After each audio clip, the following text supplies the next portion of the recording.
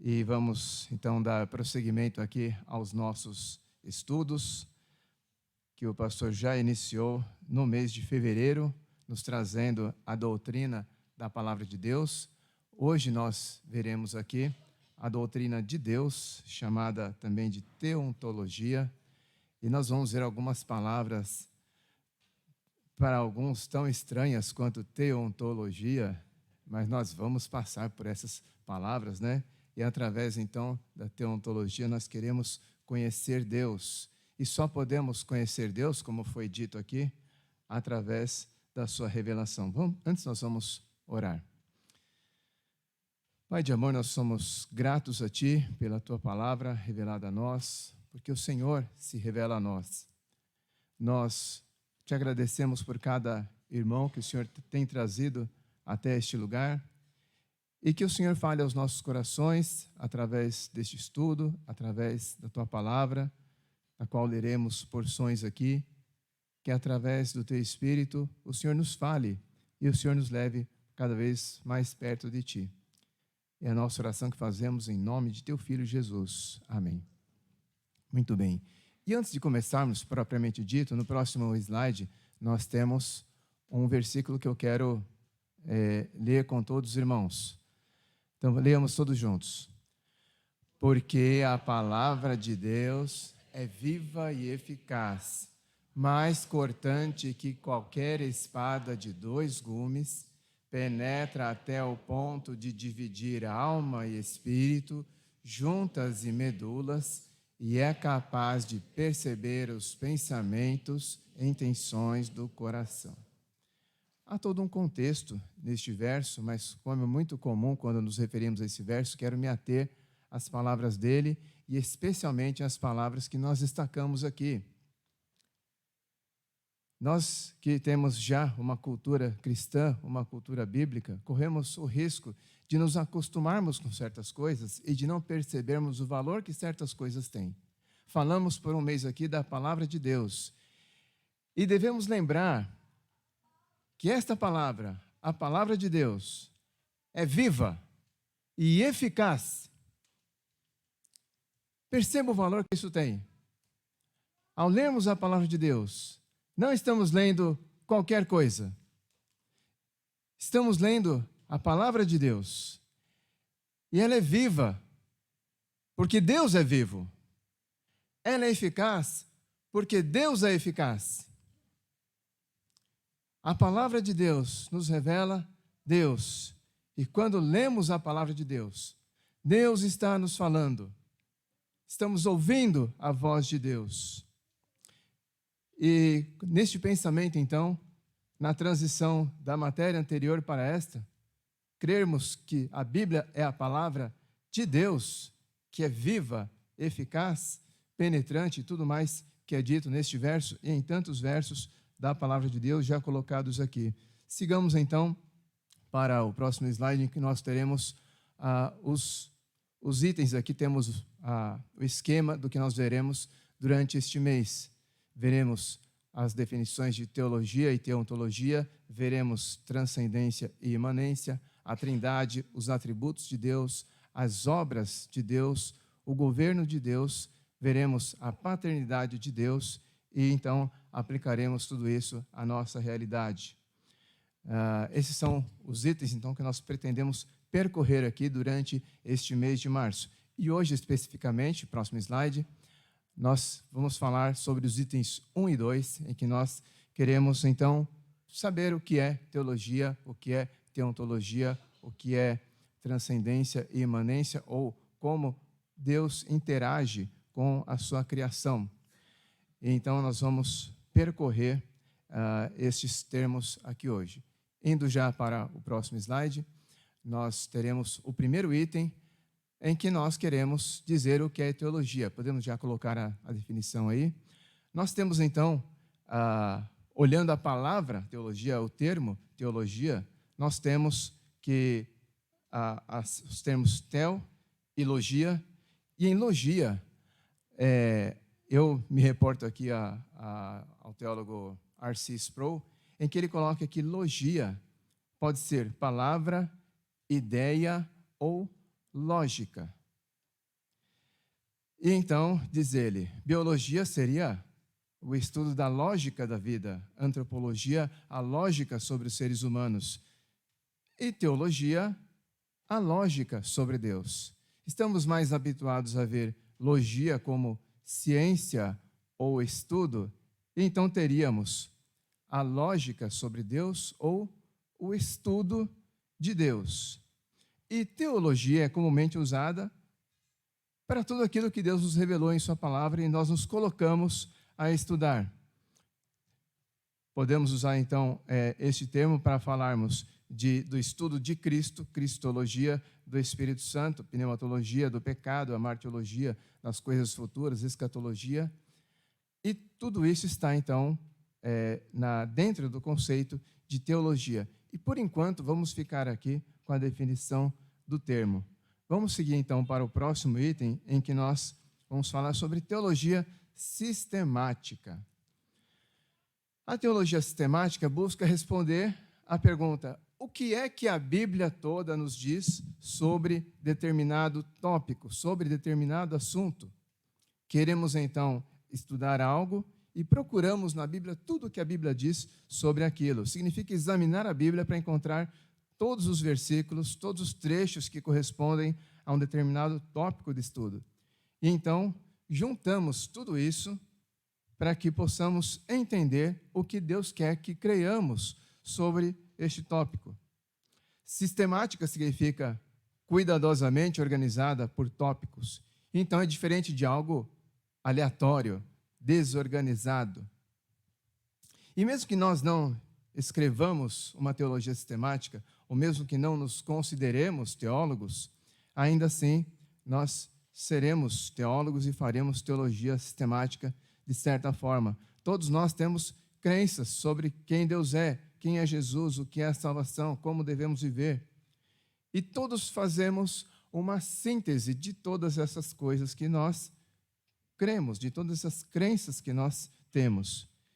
Então, se somos cristãos, estamos fazendo teologia sistemática, quer nos demos conta disso ou não.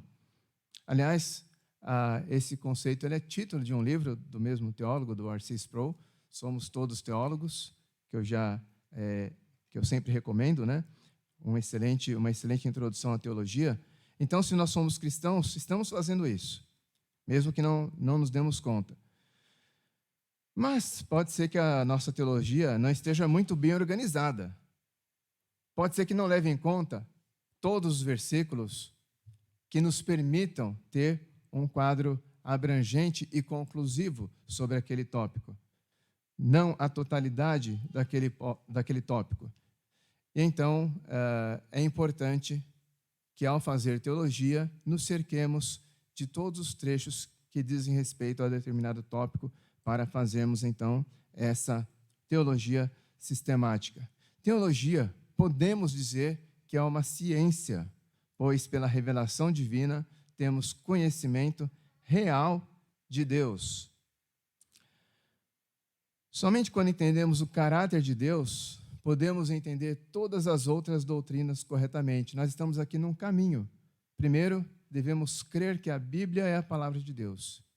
Então, devemos falar sobre Deus, conhecer Deus, e conhecendo Deus, então, avançarmos para os demais tópicos da teologia, alguns dos quais nós já citamos aqui.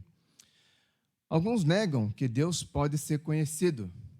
E alguns que negam que Deus pode ser conhecido podem dizer algo como o seguinte pressuposto: Deus não é uma pessoa. A realidade última é totalmente outra e, assim, um mistério impenetrável. Isso foi colocado aqui, de certa forma, pelo nosso pastor em seus estudos sobre bibliologia. E se há um entendimento como esse de que Deus é tão grande, que a realidade dele é totalmente outra, nos cabe então perguntar como podemos conhecer este Deus, que é uma realidade completamente outra, né? Ou o que poderíamos dizer sobre ele, né?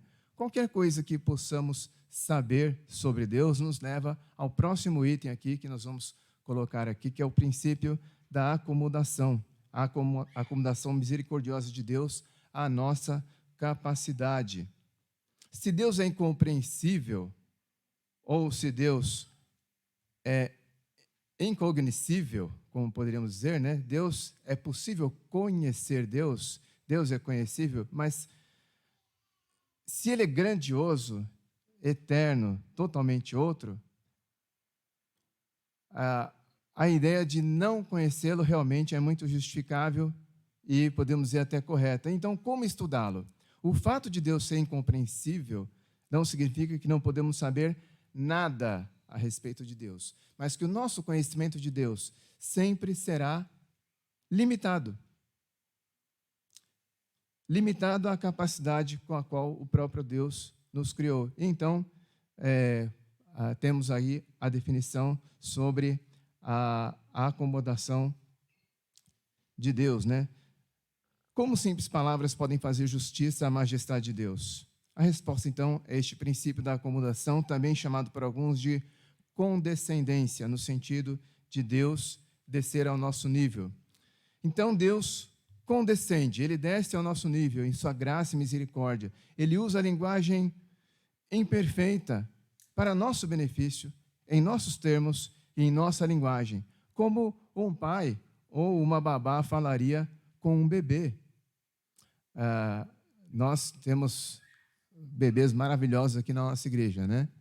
E quando o culto termina, nós vamos interagir com eles, né? Então, o Tiago está bem aqui na minha frente, né? Ele é um deles, né? E então, quando o culto termina, nós queremos estar do lado dessas crianças, né? E como que nós chegamos do lado dessas crianças? Definindo teontologia, teologia, transcendência, nada disso, né? A gente chega falando como uma criança, né? Nós descemos ao nível de uma criança, né? E alguns até ficam pensando que será que a criança está pensando disso, né? Que é adulto mais bobo que está aqui na minha frente, né? Mas nós descemos ao nível da criança. Deus desce ao nosso nível. Ele vai se comunicar na nossa linguagem. Mas Ele vai se comunicar na nossa linguagem. Algo compreensível será dito. Algo será comunicado. Compreensível e significativo.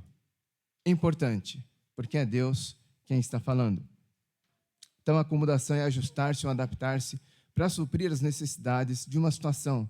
Na revelação, Deus adapta a si mesmo as capacidades da mente e do coração humano, de modo condescendente.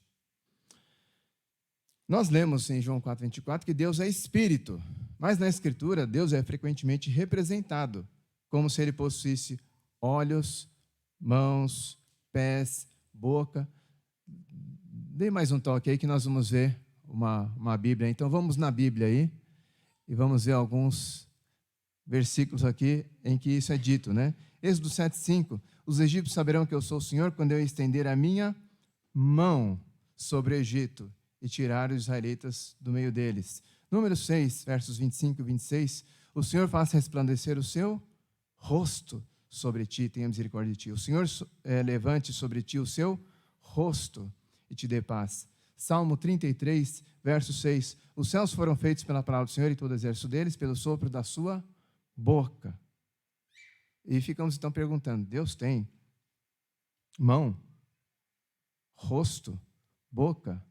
Mas Ele se comunica assim, Ele desce ao nosso nível. Continuando, os olhos do Senhor estão sobre os justos e seus ouvidos atentos ao seu clamor. Olhos, ouvidos, que eu não destaquei aqui, né? Salmo 89, 10: abateste o monstro Rabi como se tivesse sido ferido de morte, com teu braço poderoso espalhaste teus inimigos. Isaías 66, versos 1 e 2: assim diz o Senhor, o céu é o meu trono e a terra é o estrado dos meus pés. Que casa edificareis para mim? Qual é o lugar do meu descanso? A minha mão fez todas essas coisas. A minha mão fez todas essas coisas. E assim todas elas vieram a existir, diz o Senhor. E o trecho continua. E por fim, Deus tomou a forma humana em Jesus Cristo. A expressão exata do ser de Deus. O slide seguinte. Ele é o esplendor da sua glória e a representação exata do seu ser. O Ele aqui é o Filho de quem é dito nos versos anteriores, que Deus nos falou de muitas maneiras, mas nesses últimos dias falou-nos pelo Filho. E Ele, o Filho, é a representação exata do ser de Deus. É exata, mas é uma representação. Jesus nos revela Deus. Mas é através da leitura e da meditação das Escrituras que se torna possível encontrar e experimentar Cristo. Logo, é extremamente importante interpretar corretamente o único meio através do qual se pode obter o pleno e definitivo conhecimento de Deus, as Escrituras. O que nós podemos conhecer de Deus depende diretamente do que Ele revela de si mesmo a nós. Os trechos seguintes que estão aí, nós lemos em Deuteronômio 4:12. E o Senhor vos falou do meio do fogo. Ouvistes o som de palavras, mas não vistes forma alguma, somente ouvistes uma voz. Aqui, Deus escolheu se revelar através de uma voz, do som de palavras. Mateus 11:27, que está logo a seguir, é um trecho bem curioso, né? Todas as coisas me foram entregues por meu Pai, e ninguém conhece o Pai, senão o Filho, e ninguém conhece o Filho, senão o Pai, e ninguém conhece o Pai, senão o Filho, e aquele a quem o Filho o quiser revelar. É o próprio Deus quem se revela. Deus quis se revelar, e então nós podemos conhecê-lo. João 1, verso 18, ninguém jamais viu a Deus. O Deus unigênito que está ao lado do Pai foi quem o revelou. E 1 Timóteo 6,16, que o pastor tem citado bastante aqui nos últimos dias. O que possui, ele somente, a imortalidade, e habita em luz inacessível, a quem nenhum dos homens viu, nem pode ver. A ele sejam honra e poder eterno. Amém. Deus é este inacessível, mas o Deus inacessível se revelou na criação, se revelou em Jesus Cristo e se revelou em sua palavra. Vamos retornar então, e dando mais um toque aí, nós vamos revisar aquela definição que nós vimos ali no item A, em que, sabendo do que estamos falando, não é suficiente dizer que a teologia é o estudo de Deus. É mais preciso e correto dizermos que a teologia é o estudo da revelação de Deus. É o estudo do Deus que se revela. Deus é grandioso, mas algo desse ser grandioso de Deus é revelado a nós em sua palavra. E é disso que estamos tratando aqui. Deus se revelou. E veja que maravilha isso. Se Deus se revelou, isso nos diz que Ele quis se revelar, que Ele quis ser conhecido daqueles a quem Ele dirigiu sua revelação. E temos então que o cristianismo é um relacionamento. Conhecer é uma palavra biblicamente muito forte, que indica intimidade, refere-se a um relacionamento íntimo. E o fim desse relacionamento íntimo é a vida eterna. Temos mais alguns textos ali, na segunda Bíblia. Isso. João 17, verso 3. E a vida eterna é esta, que conheçam a Ti, o único Deus verdadeiro, e a Jesus Cristo, que enviaste. Jeremias 9, 23 e 24. Assim diz o Senhor, não se glorie o sábio na sua sabedoria, nem o forte na sua força, nem o rico nas suas riquezas, mas quem se gloriar, glorie-se nisto, em me entender e me conhecer, pois eu sou o Senhor, que pratico a fidelidade, o direito e a justiça na terra, porque me agrado dessas coisas, diz o Senhor. Deus se revelou.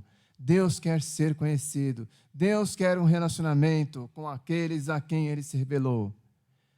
Eu e você devemos buscar diariamente esse conhecimento de Deus.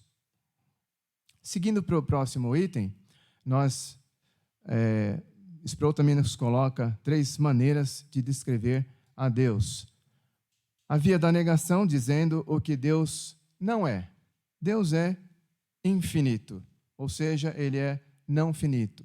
Deus é imutável, ou seja, ele não muda. Uma outra maneira de descrever Deus seria via da eminência, levando referências humanas a um grau extremo, quando dizemos onipotência, onisciência, onipresença. E também podemos descrever Deus através da via da afirmação.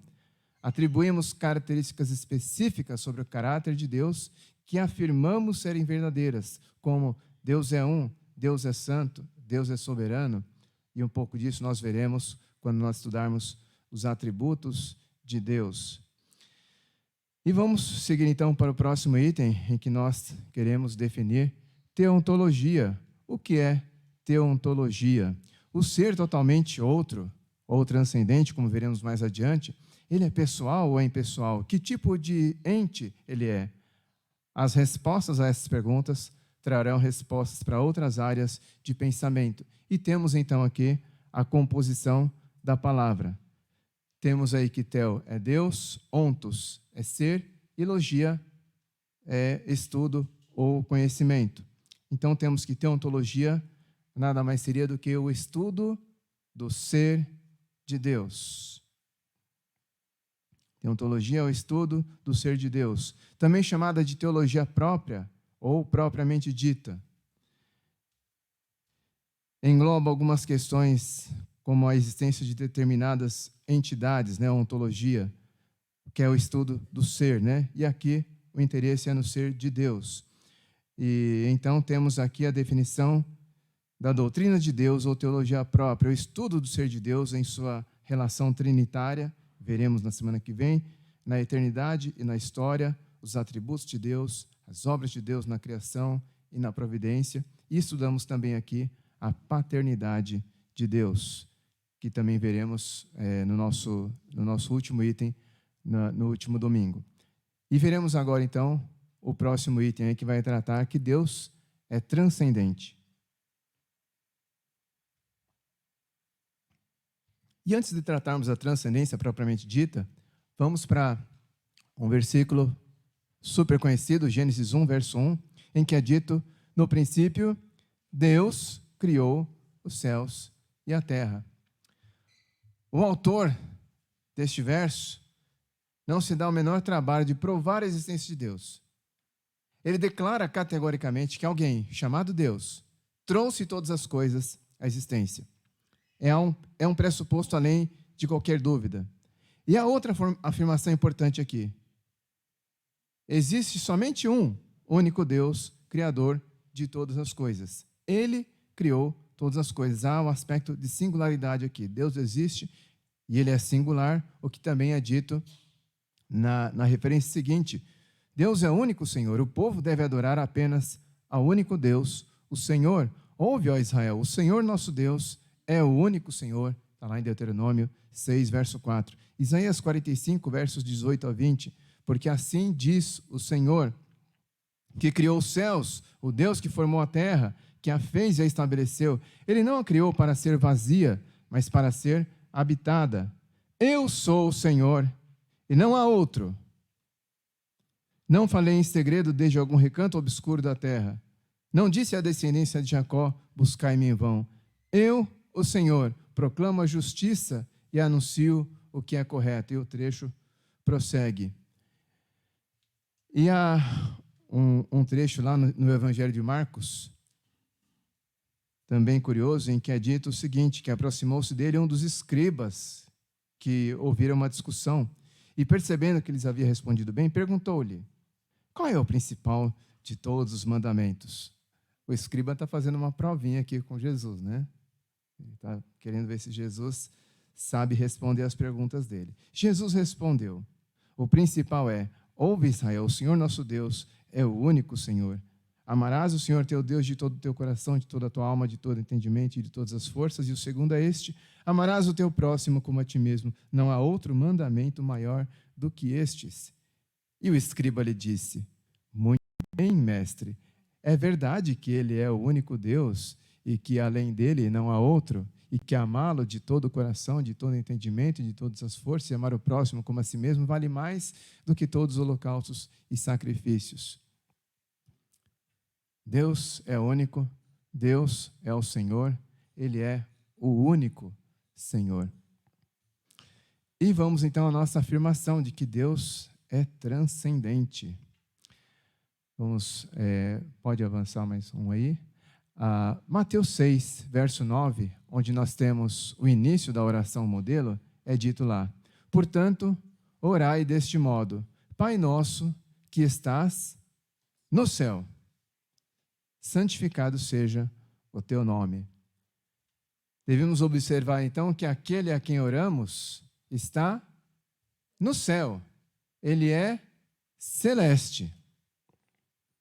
Estamos diante de um Deus infinito e transcendente, um ser infinito que existe acima e além de toda a criação. Deus é o totalmente outro, aquele que está acima de toda a criação. Se nós voltarmos lá no slide, teremos essa... Clica ali no botão de voltar lá embaixo. Isso. E mais um toque. Temos aí a definição que acabamos de colocar aqui. Deus é aquele que está no céu, infinito, que existe acima e além de toda a criação. O totalmente outro. Ele está acima de tudo, acima de todos, acima de toda a sua criação. E voltando lá aos textos, temos ali em Eclesiastes 5, versos 1 e 2. Ser reverente quando fores à casa de Deus. É melhor aproximar-se para ouvir do que fazer como os tolos que oferecem sacrifícios sem saber que agem mal. Não te precipites com a boca, nem seja o teu coração impulsivo para fazer promessa alguma na presença de Deus. Por quê? Porque Deus está no céu e tu estás na terra. Portanto, sejam poucas as tuas palavras. Pode retornar lá. Aquele que se dirige aos que oram por meio de Cristo é o nosso Pai que está no céu. Deus é muito maior do que toda a criação finita. Ele está acima de todas as coisas criadas e finitas. Ele é infinito, transcendente. Daí, então, o santo temor com que temos de nos aproximar diante de Deus.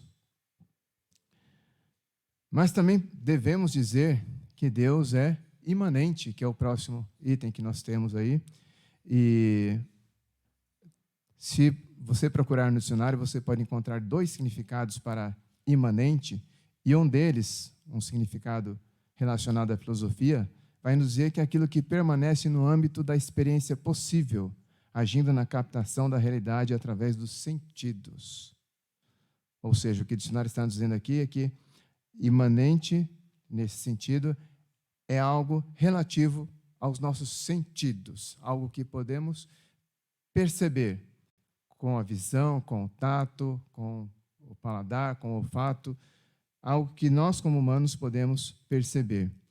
Já o N. Gruden, em sua teologia sistemática, ele define imanente como permanecer dentro da criação, que é realmente o significado que nos interessa aqui. Se por um lado oramos ao Pai que está no céu, por outro lado somos ensinados a orar àquele que está no céu como Pai. Ele está no céu, mas ele se revela como Pai. Nós nos dirigimos a ele como Pai. O Deus infinito e transcendente também é o Deus imanente e pessoal, que participa da criação, do tempo e da história, que interage como um ser pessoal com a própria criação. Se nós olharmos a criação, vemos Deus criando todas as coisas em Gênesis 1. E em Gênesis 2, veremos aquela parte do descanso, que é como se Deus descesse para apreciar aquilo que ele havia feito. Deus interage com o homem, lhe dá mandamentos. É o Deus imanente, é o Deus que se comunica, é o Deus que revela a sua vontade e convida os seres humanos a chegarem-se a ele como Pai, por meio de Jesus, manifestando a convicção na crença no fato de que o Deus que se revela não é apenas o Deus infinito e transcendente, mas é o Deus imanente e pessoal, que age para inserir pecadores numa comunhão de amor transbordante, em que há comunhão e amizade. E isso nos leva a um próximo texto que está no Salmo 113, em que é dito lá: Aleluia! Louvai, servos do Senhor, louvai o nome do Senhor. Bendito seja o nome do Senhor, desde agora e para sempre. Do nascer ao pôr do sol, louvado seja o nome do Senhor. O Senhor é exaltado acima de todas as nações. Sua glória está acima dos céus. Quem é semelhante ao Senhor, nosso Deus, que se assenta nas alturas, que se inclina para ver o que está no céu e na terra? Do pó levanta o pobre, e da miséria ergue o necessitado, para fazê-lo sentar-se com os príncipes, sim, com os príncipes do seu povo. Ele faz com que a mulher estéril viva em família, e alegre seja mãe de filhos. Aleluia. Quem é semelhante ao Senhor nosso Deus? Quem é grande como o nosso Deus? Mas deste mesmo Deus o salmista diz: Ele se inclina para ver o que está no céu e na terra. Ele se inclina e levanta o pobre da sua miséria. Foi Ele quem se inclinou para mim, ouvindo o meu clamor, me tirou de um lago horrível, de um tremendal de lama, e colocou os meus pés sobre uma rocha e me firmou os passos. Foi Ele quem fez isso. O Deus grandioso que nós cantamos aqui, o Deus transcendente, é o Deus que se inclina, que se importa com aqueles a quem Ele se revela. O Deus que levanta aqueles a quem Ele se revela. É a palavra de Deus que nos ensina assim. A palavra de Deus viva e eficaz nos diz isso. E nós devemos crer que esse Deus infinito que está no céu é o nosso Pai a quem podemos nos dirigir constantemente, diariamente. É o Deus que se inclina diante de nós, que ouve a oração feita a Ele e se inclina até nós para nos atender. O Deus transcendente se importa com pobres pecadores como eu e você. Em Jesus, Deus desce ao nível do homem de maneira notável, e temos esses outros textos aqui, Filipenses 2,7. Antes é dito que Deus não teve por usurpação ser igual a Deus, mas pelo contrário, esvaziou a si mesmo, assumindo a forma de servo e fazendo-se semelhante aos homens. João 1, verso 14, o verbo se fez carne e habitou entre nós, pleno de graça e de verdade. 1 João 1, verso 1, o que era desde o princípio, que é Deus, o que ouvimos, o que vimos com nossos olhos, o que contemplamos e nossas mãos apalparam, porque Jesus desceu, Deus veio estar entre nós, e esses homens o viram. Lucas 15, verso 2, é dito lá, mas os fariseus e escribas o criticavam, dizendo: este recebe pecadores e come com eles. Deus desceu a pecadores como eu e você.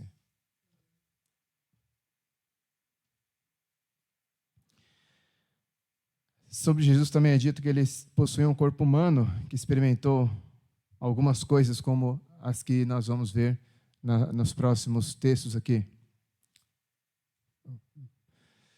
Lucas 2, versos 40 e 52, é dito que o menino crescia e se fortalecia. 52 diz que Jesus crescia em sabedoria. Mateus 4, verso 2, depois de jejuar 40 dias e 40 noites, sentiu fome. Deus toma a forma de homem em Jesus. E Jesus, plenamente homem, veremos isso daqui a alguns meses. Jesus, plenamente homem, crescia, sentia fome. João 19, 28, depois, sabendo Jesus que todas as coisas já estavam consumadas, para que se cumprisse a Escritura, disse: estou com sede. João 4, verso 6, havia ali o poço de Jacó, e ele, cansado da viagem, sentou-se junto ao poço. Lucas 23, 46, então, exclamando em alta voz, Jesus disse: Pai, nas tuas mãos entrego o meu espírito. E dizendo isso, expirou, como todos nós expiraremos um dia.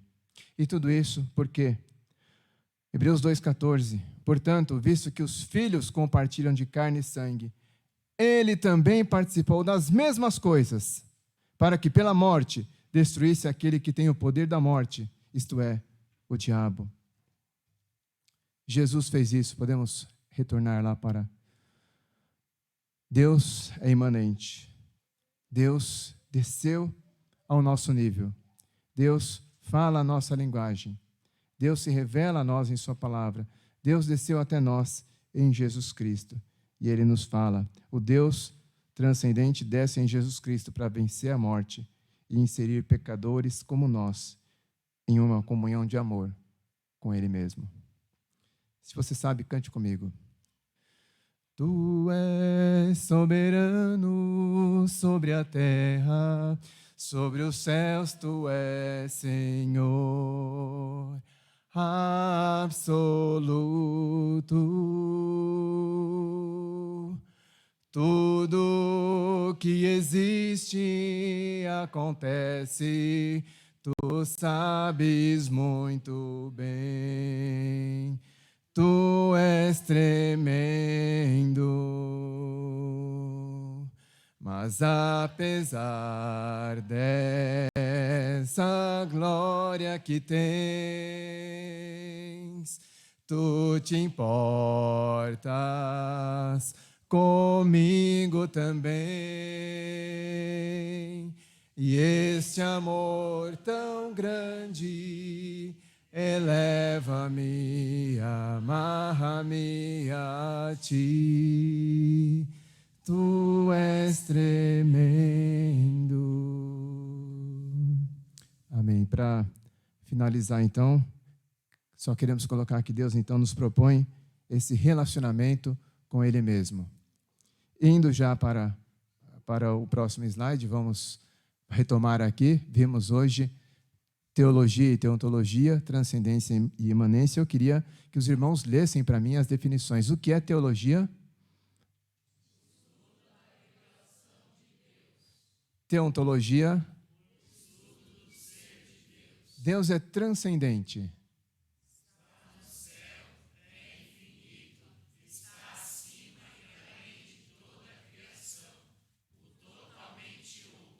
Deus é imanente.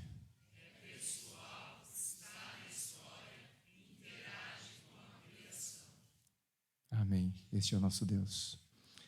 E na semana que vem veremos, se Deus permitir, pode ir para o próximo slide, veremos a Trindade e os atributos de Deus. Amém?